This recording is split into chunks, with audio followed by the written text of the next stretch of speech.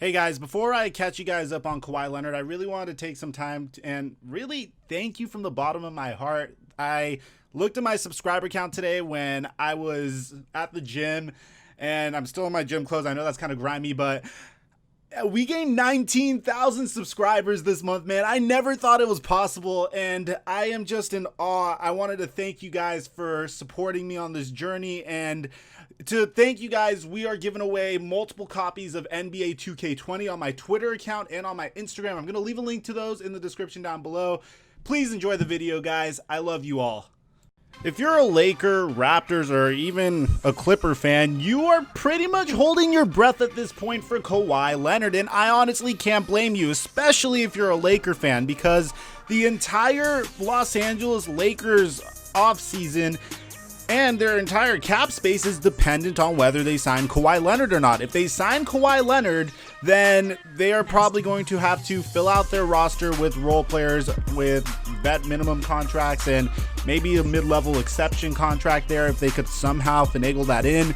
But if Kawhi Leonard pretty much chooses to stay in Toronto or go to a different team, then the Los Angeles Lakers pretty much put all of their eggs in the Kawhi Leonard basket, and most of the backup options that they had are already out the window. Like, you look at Julius Randle, he signed with the Knicks. You look at D'Angelo Russell, he signed with the Warriors. You look at Seth Curry, he signed with the Mavericks for, I still can't believe it, a 4-year, $32 million contract. So we could all agree that Kawhi Leonard holds the fate of multiple teams in his hand. So I'm here to catch you guys up on all of the Kawhi Leonard craziness. So here we go. First things first, I know there's a specific guy on Twitter that most of you guys trust that I personally do not trust, and that's R.A. Abraham. I really don't trust this source, and believe me, like, I hope he changes my mind, because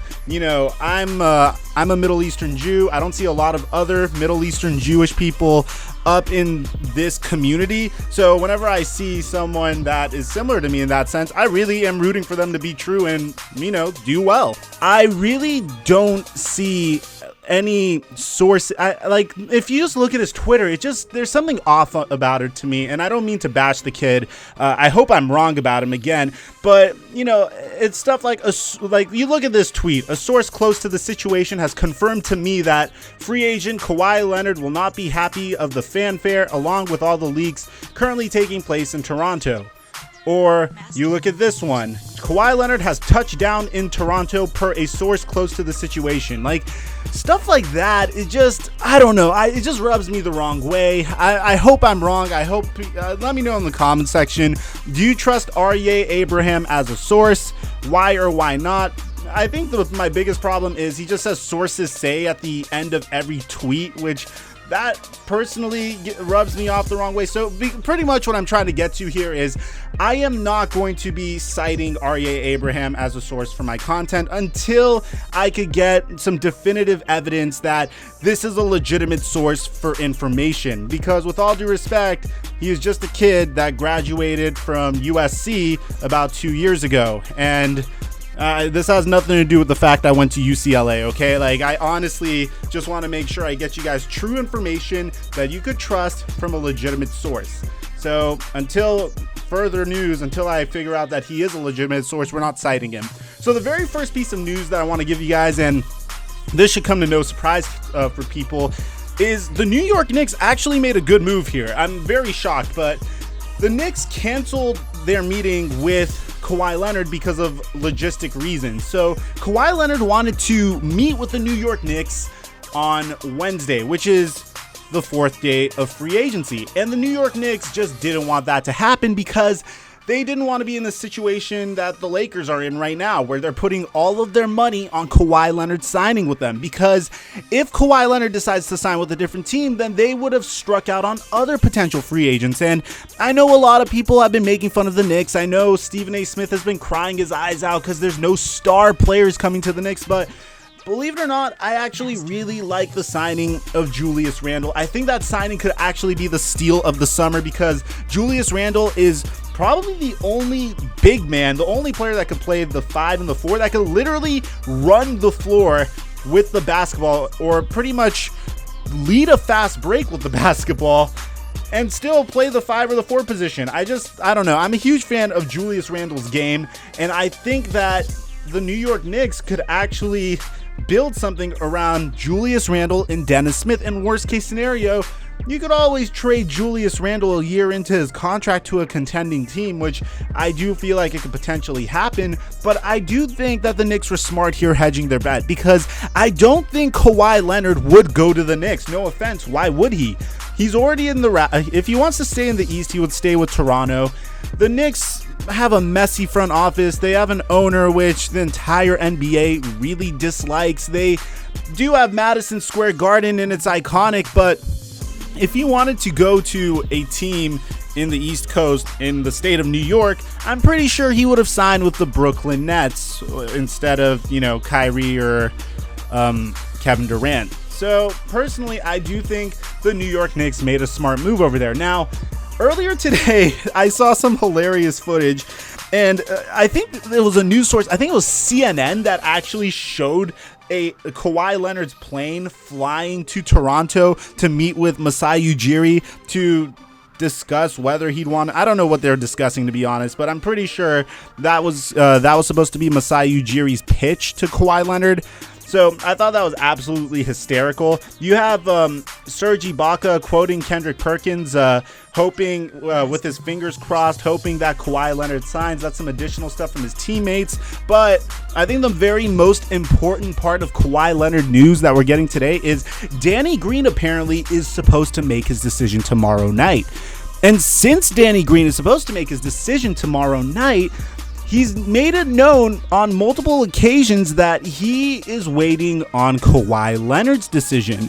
And if he's waiting on Kawhi Leonard's decision, chances are that maybe, just maybe, and this is just me playing, this is just me playing Inspector. This is me playing Sherlock Holmes over here. I could be right, I could be wrong, but based off of just basic human logic and what Danny Green said, I have a feeling that Kawhi Leonard's going to make his decision on the 4th of July, or at some point at the 4th of July.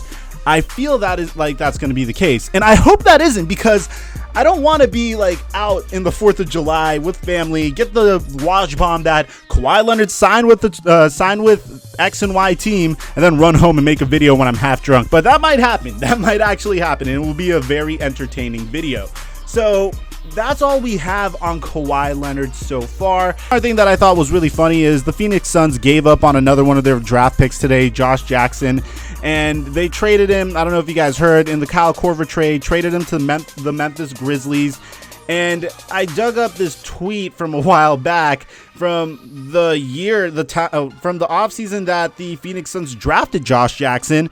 And they pretty much said that the Phoenix Suns would not trade Josh Jackson for Kyrie Irving. And I just thought that was so funny, because they ended up giving up on Josh Jackson 2 years later. So it's really crappy, because the Phoenix Suns have just been whiffing on their draft picks lately, man. They're I think only 2 of their last 6 draft picks are still on the team. Marquise Chris is gone, Dragon Bender's gone, Alex Len's gone, now Josh Jackson's gone. And if you're the Phoenix Suns, you're running out of time at this point. Devin Booker is on a max deal. You have DeAndre Ayton, who of course can be a stud in the league, but if you're not able to hit on these draft picks, it's okay if you miss on 1 out of every 10, but only hitting on 2 of your last 6, or excuse me, 3 or 4 of your, but only hitting on DeAndre Ayton and Devin Booker and hopefully Mikal Bridges is just not a good look. It sends a horrible message to Devin Booker. It sends a bad message to DeAndre Ayton, and it could result in your star players just not having faith in your front office. And if your star players don't have faith in the front office, then they're going to leave, which is pretty much what happened with Anthony Davis this past season. Had no faith in their front office. So let me know what you guys think about Kawhi Leonard. What team do you think he's going to go to? Do you think he's going to the Lakers like most of the media believes? Do you think he's going to sign with the Toronto Raptors? Do you think he's going to shock the world and sign with the Los Angeles Clippers? If so, tell me why, because I really appreciate and enjoy going through our comments and talking basketball with you guys. Besides that, man, I hope you all have an amazing 4th of July, and it is truly an honor to entertain you guys once again. I'm your boy, TheFlightMike, and I'll catch you guys later.